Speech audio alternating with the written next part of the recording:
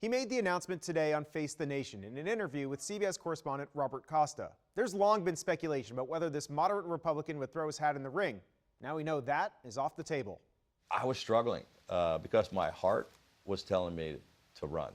My head was telling me no. And just like that, former Governor Larry Hogan has pulled himself out of the race before it started. The Republican, who has remained popular in his very blue home state, was thought to be a possible foil to former President Donald Trump. But in this interview, the Trump critic argued that too many candidates could just help the former president. I didn't want to have a pile-up of a bunch of people fighting. Right now you have Trump and DeSantis at the top of the field. You're soaking up all the oxygen, getting all the attention, and then a whole lot of the rest of us in single digits. And the more of them you have, the less chance you have for somebody rising up.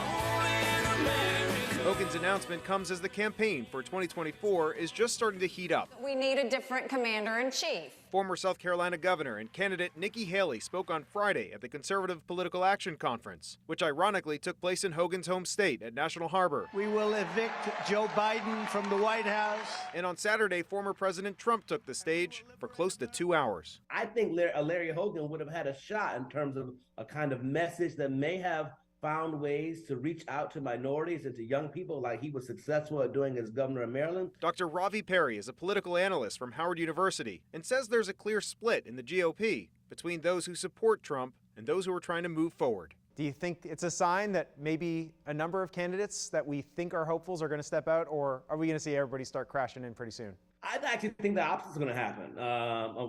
I think we're going to see more Republican candidates come out. Meanwhile, two notable possible GOP candidates that were not at CPAC. We didn't hear from former Vice President Mike Pence, nor do we hear from Florida Governor Ron DeSantis. Both names have been floated as possible candidates to run against Trump. In the studio, I'm Koslof, WUSA 9.